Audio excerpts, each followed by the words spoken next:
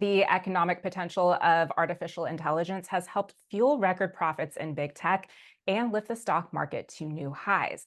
And with mega cap tech earnings in the rearview mirror, Wall Street remains bullish on the next phase of the AI revolution. And as adoption grows and more money flows into building out the infrastructure to power this technological shift. The next chapter of the AI growth story will be on full display at this year's CES. And here to break down the latest plans and all the tech trends to watch in 2025 is Gary Shapiro, CEO of the Consumer Technology Association and author of the book Pivot or Die: How Leaders Thrive When Everything Changes. Gary, it's so great to see you again. And talk to us about this year's CES. What are some of the headlines you're expecting and the key themes? The CES 2025 edition will be fabulous. It's really on target to have so many great things coming together. You mentioned AI, and one of the first names that comes to mind, of course, is the hottest stock there's been for the last years, NVIDIA, and we have Jensen Huang as a keynote speaker. And that, to me, is extremely exciting. It's actually his third time speaking, but obviously his valuation in his company and what he's talking about is growing. AI will be there in so many other ways as well, and AI has to be one of the big headlines. CES, what I love about it is it starts the year in a very positive way, and we're looking at, we had such a great January 2024. January 25 could even be better. We had 140,000 people from around the world, including 50,000 from outside the United States, and we had over 4,000 exhibitors. We're on target now to at least do all of that. And the themes are obviously we're having AI in so many different ways with all sorts of new and other exhibitors. But it's AI is affecting so many things, from healthcare to drug delivery, digital twins, so many other things as well. That we're seeing the actual uses of it, and a lot of very clever people are coming up with uses that they'll be showing, whether it's productivity, business use, or even personal use. I mentioned, in a sense, digital health, again, is going to be hot, and if not bigger, because that's where you see a lot of the advantages of AI. We'll see it, the hardware, we'll see SaaS, and we'll see apps for consumers and, of course, businesses as well, and a whole focus on wellness technologies and great exhibitors in that area as well. Mobility is, of course, very hot. That's going to be a big point of CES. It's not only cars, and it's not only electric cars, although we'll see a lot of those, but we're seeing the connected vehicles. We'll have over 200 tech companies. We're called one of the biggest car shows in the world for a reason, but it is a business-to-business event, which makes it much more interesting. In fact, we have a keynoter from Volvo Group who'll be highlighting their vision for 100% safe and fossil-free and more productive transportation infrastructure. So that's really cool. And of course, there's sustainability. Sustainability actually will take on a little bit of a different touch this year. We'll see. There's not only a focus on the environment, a lot of companies show that throughout the show, but we're talking about something we haven't talked about before, which is energy. We just kind of assumed it was there. And obviously for the tech industry, it's actually not there. We'll see it in a sense, not only of shifting to nuclear and other power sources, but also from a government perspective. We just saw the Microsoft announcement. There's been a blip put in because the federal government stopped it. There's a new administration coming in, of course, which is something there'll be a discussion about. The permitting process is a very big deal. And you'll hear about permitting process more and more. Since you hit on sustainability and energy, a lot of the conversation that I've had with tech executives and those building out these data centers is that the power is really the limitation here and figuring that out. So can you talk a little bit more about how CES is going to be spotlighting those issues? So first, we're having conference sessions focusing on the issue, hearing from energy suppliers, having people talk that are experts in the area about where energy can and should come from. I guess I really am thinking out loud with the new administration so fresh in my mind that it's likely that there'll be more favorable focus on all forms of energy by the next or the returning Trump administration. There's definitely been a focus. I'm on the National Association of Manufacturers Advisory Board. There's definitely a focus on permitting that will be big, and see that'll be, I'm sure, talked about at CES as well. And then there's the other side of the equation. There's companies I've seen that have more energy efficient use for cloud computing, which is obviously used for artificial intelligence and generative AI as well. And there's ways of doing things better, It'll be talked about. There's products, there's energy efficiency there. Um, and of course, self-driving vehicles themselves, which arguably use less energy. I don't know. I mean, it cuts down in theory on the amount of back and forth that people use. And it gets in there, and then there's other secondary, I mean, one of the benefits of, I don't want to call it benefits, silver linings of COVID is there's been a new way of doing a lot of things. There's obviously more telework, there's more telemedicine, there's more tele everything. And those topics will be hot at CES as well. So, I mean, it's a very complex equation that leads into energy usage. It's not what we've focused on our products for years. Our products are over half of what the Department of Energy and EPA use for the Energy Star program. And they've gotten really efficient. You know, we've cut deals with the cable industry for cable boxes. We've done all sorts of things. We've worked with environmental groups. But this is a new level of where the energy comes from. Investors have certainly seen utility stocks rise, as AI technology comes off. We see the importance of AI infrastructure. We just had recent earnings reports from all these big mega cap players. So where would you say we are then right now in that AI story? I mean, this is still a relatively new technology, and it seems to be picking up steam.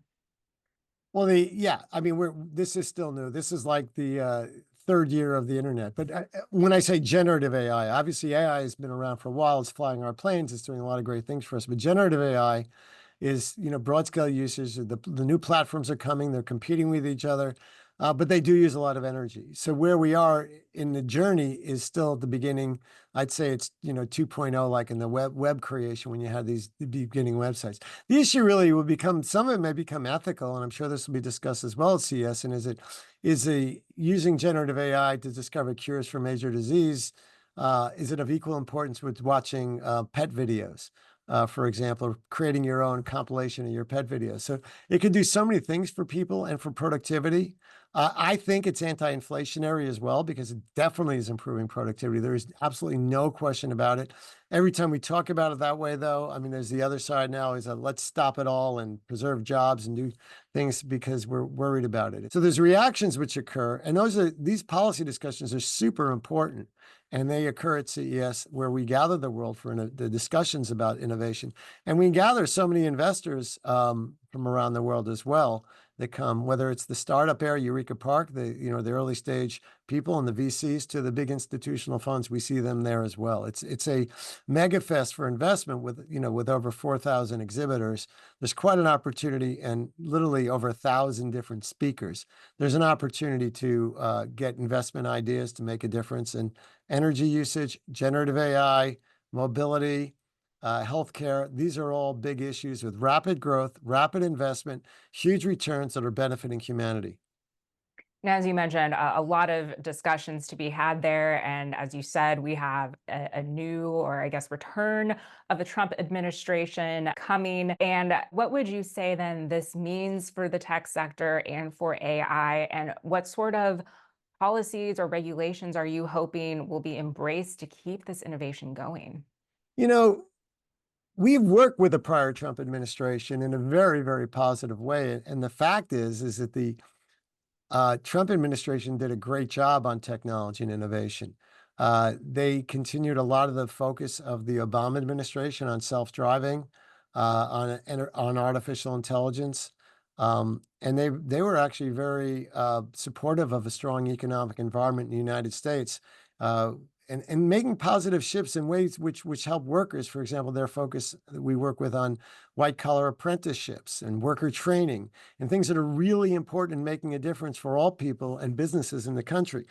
Obviously, the news headline now is about tariffs and restrictions there, where we don't see eye to eye on them. I mean, although our industry has been very anti-inflationary, obviously tariffs are taxes, and they are inflationary. And when you're talking about some of the rates they're talking about, that's an issue.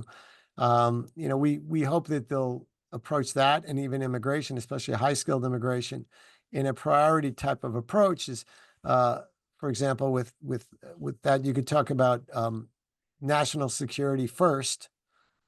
Just the way with immigration, you could talk about criminals leave first. There's no magic buttons to press and affect everything at once, but highly skilled immigration is something that's extremely important to the tech industry going forward, because if we can't get the great people here we need, Obviously, those same companies go overseas and hire the people. But it's not only getting the people that are already highly skilled, it's getting the entrepreneurs that come because they're so overrepresented in terms of the tech companies that are immigrants are started more by tech companies considering their population than anyone else. So if you look at the unicorns we have in the United States, there's so many of them are either children of immigrants or immigrants themselves. So we're very I think when Trump talks about immigration, he's talking about legal immigration. He's not talking about illegal immigration, and I think that's important. But I am encouraged. We survived 4 years of Trump. The business community did well. I think the stock market reaction shortly after him being declared president uh, was a strong reaction. Is not only that, but the other thing that's going on is in the town is the business communities had to deal with a Biden administration was business unfriendly. It was regulatory bureaucrats put in by the Sanders Warren. I think the deal was cut with Biden. We just want your people that are very far left, very little business experience, very anti-business.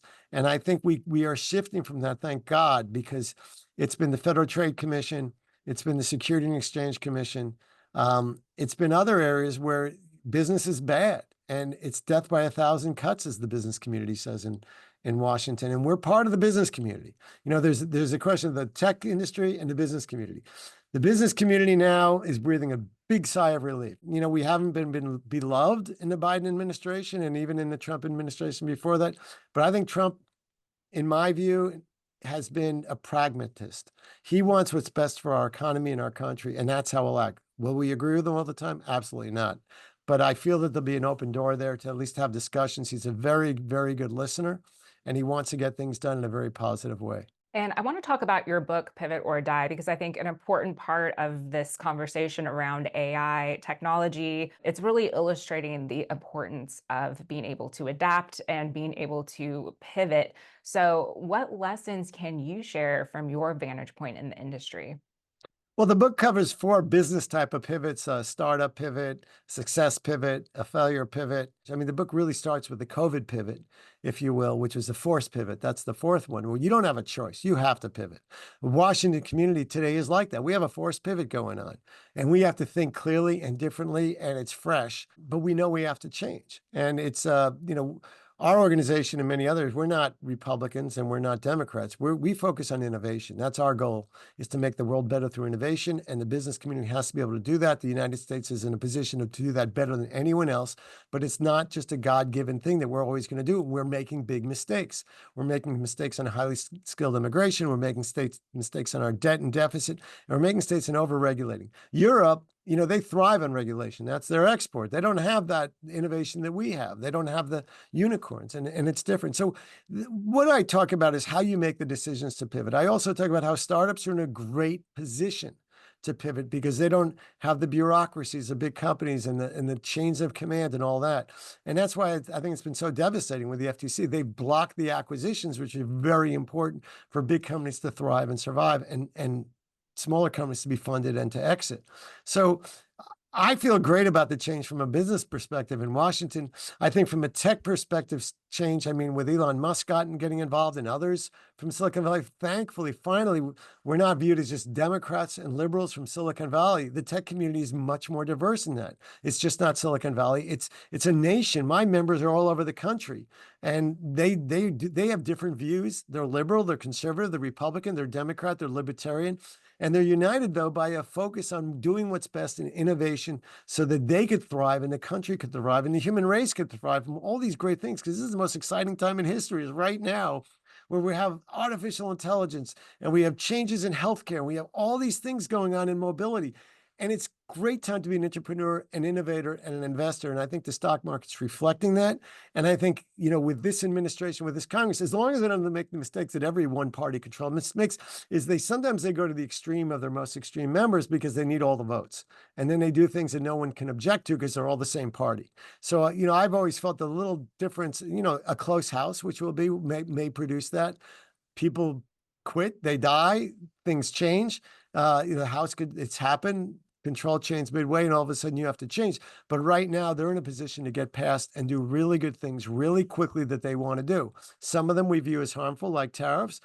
Most other things I think will be pretty positive.